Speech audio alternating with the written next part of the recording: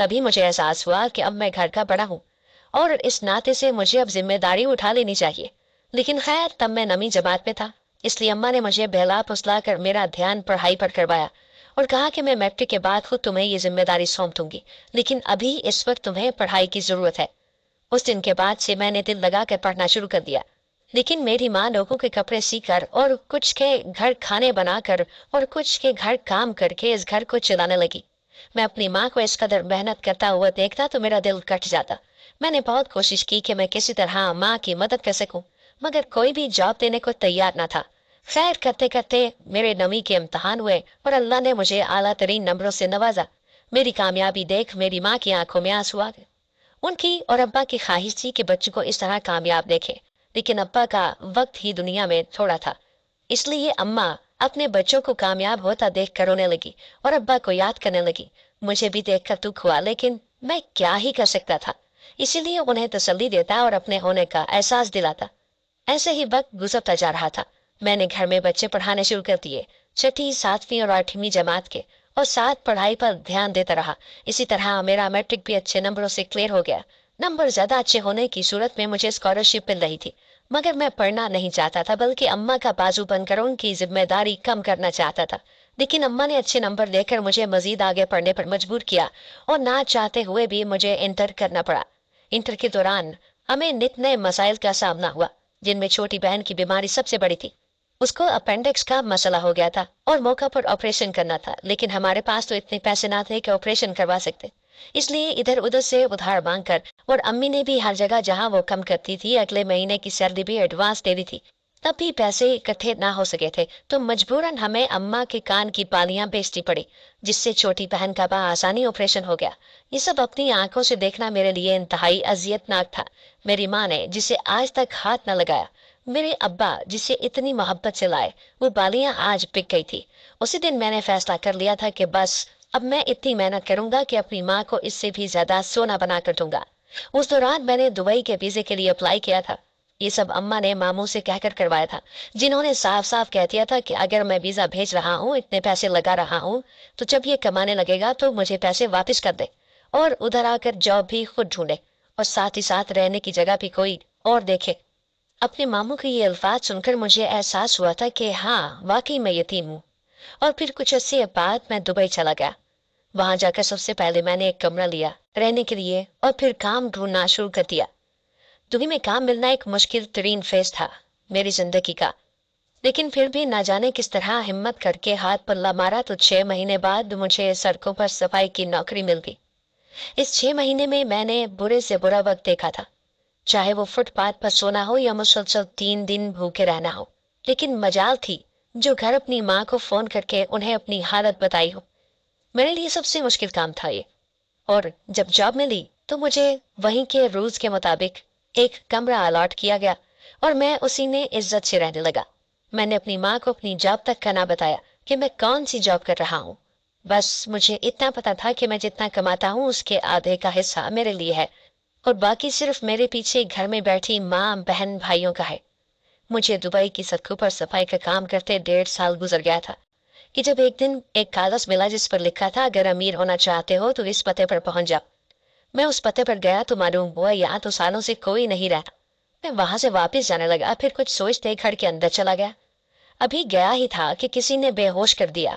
जबान खुली तो सामने 6 गोरी खड़ी थी। उन्हें देखकर मैं मजीद परेशान हो गया।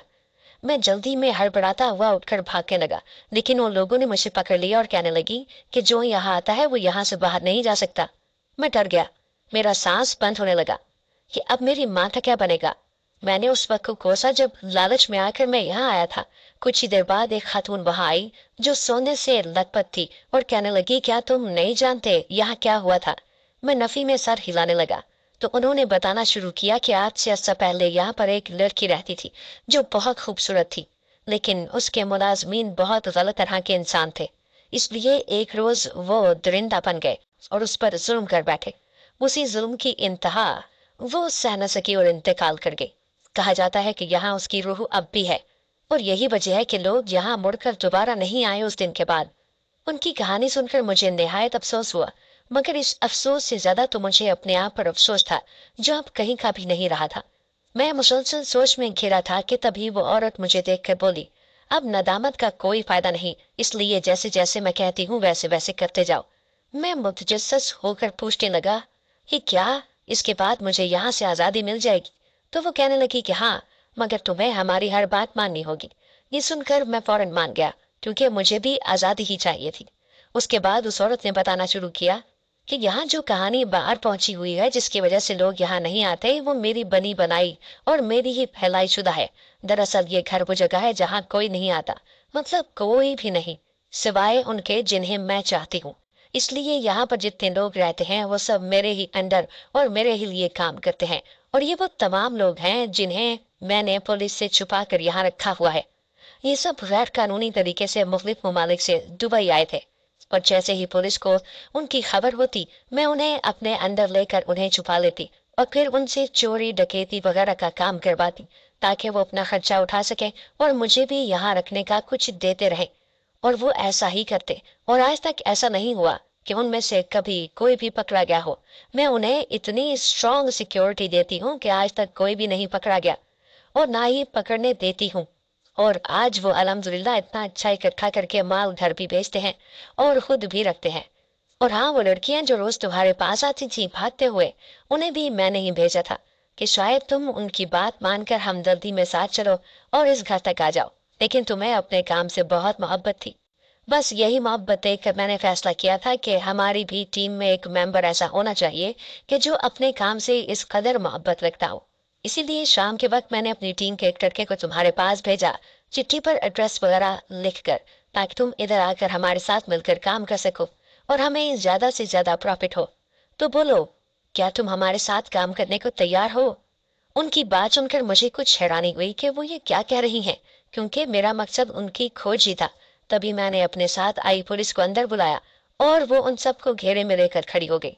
वहां मौजूद तमाम लोग हक्के पक्के रह गए थे, हत्ता कि वो औरत भी।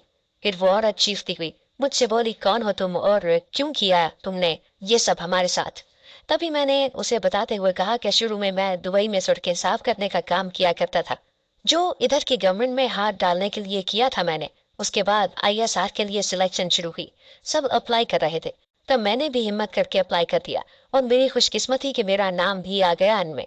और मैं तुम्हें बताना चाहूंगा कि जो काम पुलिस ना कर सकी, वो आईएसआर अपनी खुफिया एजेंसी से करता है। बल्कि इसी तरह जिस तरह मैंने तुम जैसे बड़े चोरों को यहाँ से आ पकड़ा है। और तुम्हें क्या लगा था कि मैं नहीं जानता कि तुम क्या चाहती हो और क्या करती हो?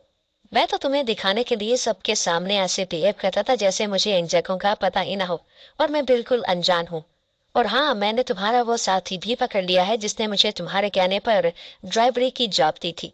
मैं बेखबर नहीं था किसी चीज से, बस इतना इल्म रखता था कि कौन सी बाजी कब और कैसे खेलनी है। और बल्कि अब तो मेरे पास बाकायदा सबूत भी है, जिसमें तुम अपने वाज़े अल्फाज में अपने गुनाहों का एतराफ कर रही हो। निकालो अपनी टीम के बाकी मेंबर्स को। ये सुनकर वो बिल्कुल खामोश हो गई और झूठे आंसू बनाकर इल्तिजाएं करने लगी। मगर मैं मानता कैसे, भला मैंने खुद उसे सब कुछ करते देखा है। इसलिए उसके रोने को खातिर में लाए बगैर मेरी टीम मेंबर्स उसकी बकिया टीम को भी गिरफ्तार कर लाए, और वो लोग भी पकड़े गए थे जो गैर कानूनी तरीके से यहाँ आकर छुपे बैठे थे। सब पकड़ लिए गए थे और उनको उनके अंजाम के लिए ले जाया गया था। अब आगे का काम पुलिस वालों का था। हमारा यही तक काम था, जो कि बड़े अच्छे तरीके से इख्तिताम को पहुंचा था। मिनटों में उनके खेल का खात्मा हुआ था और ये केस हल करते ही दुबई गवर्नमेंट की तरफ से मेरी प्रमोशन कर दी गई थी, क्योंकि ये वो लोग थे जिसके पीछे एक साल से दुबई की पुलिस लगी हुई थी। और हाँ, वो जो बातें शुरू में मैंने बताई थी वो सब सच थी, लेकिन बात की कुछ बातें ऐसी हैं जो कि अगर बातें करती जाती तो शायद समझ ना आती। जैसे मैं आईएसआर में होते हुए भी फुटपाथ पर सोया। क्यों? क्योंकि तब मेरे पास वाकई जॉब नहीं थी। मैं भूखा रहा क्योंकि वाकई तब जॉब नहीं थी।